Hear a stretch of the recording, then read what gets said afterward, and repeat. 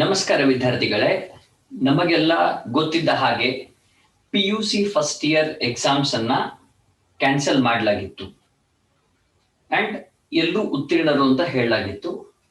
ಆದ್ರೆ ನಿನ್ನೆ ಬಂದಂತಹ ನೋಟಿಫಿಕೇಶನ್ ಪ್ರಕಾರ ಸೆಕೆಂಡ್ ಇಯರ್ ಅಡ್ಮಿಷನ್ಗಾಗಿ ಮತ್ತು ಈ ಸ್ಕಾಲರ್ಶಿಪ್ ಸಲುವಾಗಿ ಗವರ್ನಮೆಂಟ್ಗೆ ಮಾರ್ಕ್ಸ್ ಡೇಟಾ ಬೇಕಾಗುತ್ತೆ. ಮಾರ್ಕ್ಸ್ ಇಲ್ಲದೆ ಈ ಎರಡನ್ನು ಮಾಡೋದು ತುಂಬಾ ಕಠಿಣ.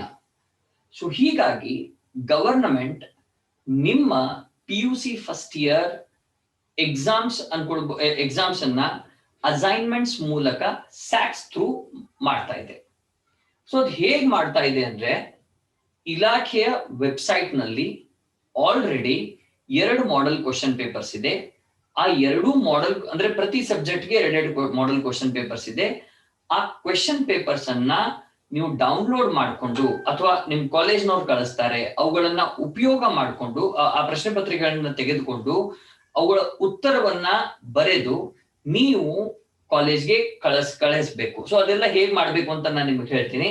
ಸೊ ಫಸ್ಟ್ ಮೊದಲು ನಿಮ್ ತಲೆಯಲ್ಲಿ ನೆನ್ಪಿಟ್ಕೊಳ್ಳಿ, ಅದು ಎಕ್ಸಾಕ್ಟ್ ಕ್ಯಾನ್ಸಲ್ ಆಗಿಲ್ಲ, ಅದನ್ನ ಬೇರೆ ರೀತಿಯಿಂದ ಕಂಡಕ್ಟ್ ಮಾಡ್ತಾ ಇದ್ದಾರೆ. That is through with the help of SATS, right? So first that is the highlight of the day, that ಅಂದ್ರೆ PU first results will be based on the assignments, right? So ಇಲ್ಲಿ 2 assignment ಇದೆ. Assignment 1 will be model paper 1. ಈ model paper 1 ಅನ್ನ ನೀವು 10ನೇ June ಅಂದ್ರೆ 10th June ನಿಂದ 20th June ವರೆಗೂ ಬರೆದು 20th ಜೂನ್ಗೆ ನೀವು ನಿಮ್ಮ ಕಾಲೇಜ್ಗೆ ಅದನ್ನ ತಲುಪಿಸಬೇಕು. And assignment 2 is based on model paper 2. Model paper 2 ಅನ್ನ ನೀವು 26th ಜೂನ್ ನಿಂದ 5th ಜುಲೈ ವರೆಗೆ ಬರಿಬೇಕು.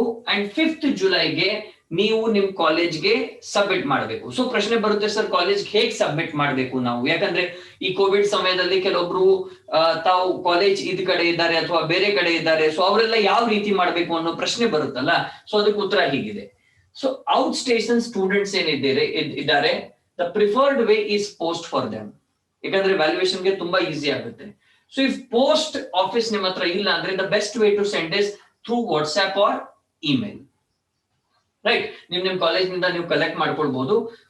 ದೆನ್ ಅದರ್ ಸ್ಟೂಡೆಂಟ್ಸ್ ಏನಿರ್ತಾರೆ ಅವ್ರೇನಪ್ಪಾ ಅಂತಂದ್ರೆ ಪೋಸ್ಟ್ ಅಥವಾ ಇನ್ ಪರ್ಸನ್ ಯಾವಾಗ ಲಾಕ್ ಡೌನ್ ರಿಮೂವ್ ಆದ್ರೆ ನಿಮ್ ಪೇರೆಂಟ್ಸ್ ಬಂದು ಸಬ್ಮಿಟ್ ಮಾಡಬಹುದು, ರೈಟ್? ಇಲ್ಲ ಅಂದ್ರೆ the best way is post, WhatsApp or email, right? So lock down lift ಆದ್ರೆ ನೀವು ಏನ್ ಮಾಡ್ಬೋದು, ಇನ್ ಪರ್ಸನ್ ಬರ್ಬೋದು. ಸೊ ಬಟ್ ನೀವ್ ಯಾವಾಗ ಅಸೈನ್ಮೆಂಟ್ಸ್ ಅನ್ನ ಬರೀತೀರಾ ಅಂದ್ರೆ ಪ್ರತಿಯೊಂದು ಸಬ್ಜೆಕ್ಟ್ ನ ಪ್ರತಿಯೊಂದು ಪೇಪರ್ ಮೇಲೂ ಇವೆಲ್ಲ ಕಂಪಲ್ಸರಿ ಇರ್ಲೇಬೇಕು. ಏನಂದ್ರೆ ನಿಮ್ ಹೆಸರು, ನೀವು ಯಾವ ಕ್ಲಾಸ್ ನಲ್ಲಿ ಇದ್ದೀರಾ ಅಂದ್ರೆ PUC first year, PUC second year, then your section ABC, ನಿಮ್ಮ ಹತ್ರ ಏನ್ ಸೆಕ್ಷನ್ ನೇಮ್ಸ್ ಇದೆ ಆ ಸೆಕ್ಷನ್, ದೆನ್ ರೋಲ್ ನಂಬರ್ ಏನಿದೆ ಅಂದ್ರೆ PUC first year roll number ಅನ್ನ ಬರೀಬೇಕು. ಅಂಡ್ ನಿಮ್ ಕಾಲೇಜ್ ಯಾವ್ದಾದ್ರು ಎಕ್ಸಾಮ್ ID ಅಂತ ಕೊಟ್ಟಿದ್ರೆ ಆ ಎಕ್ಸಾಮ್ ID ಕೂಡ ನೀವು ಇಲ್ಲಿ ಮೆನ್ಷನ್ ಮಾಡ್ಬೇಕು, ರೈಟ್? ಅಂಡ್ ಒಂದ್ ಮಾತ್ ನೆನ್ಪಿಟ್ಕೊಡ್ರಿ, ನೀವು ಏನಾದ್ರೂ ಸಬ್ಮಿಷನ್ ಮಾಡಿಲ್ಲ ಅಂದ್ರೆ it may lead to low marks or no marks, right? One more time ಹೇಳ್ತೀನಿ ಕೇಳಿ ಇಂಗ್ಲಿಷ್ ನಲ್ಲಿ. See PUC first year results this time will be based on your assignments which will be taken for scholarship purpose, and one more thing is for promoting you to the PUC second year. And those results, like those assignments, are your model paper 1 and model paper 2, which are already there in the website. And in our college we have already circulated it in the WhatsApp groups, or you can download it, or your college will send you as soon as they get this information. Then how to submit? Now I have already given you the dates for these assignments. The first assignment will be between 10th June to 20th June. You need to write in this period, and on the 20th June you need to send it to your college. Then on the second assignment will be between 26th June and 5th July, and you need to submit it on the same day, right? And then how the submission will be there. For outstation students, the preferred one is the post. If post office is not available, then you go with WhatsApp and or email. Then for other students, that means who are in the town where the college is there, then you can send it by post, or if there is no lockdown, then in person your parents can come and submit. Then remember, it is compulsory to write the name of the student, in which class he is, that is PUC1, PUC2, and the section like A, B, C, D, or S1, S2, J1, whatever it is there. Then, or sometime it may be based on the combination. Then roll number, and then exam IDs. Few colleges have issued exam IDs, so those exam ID numbers can also be. The prime purpose of this data is your college should be able to identify you so that they can enter the marks in the SATs, right?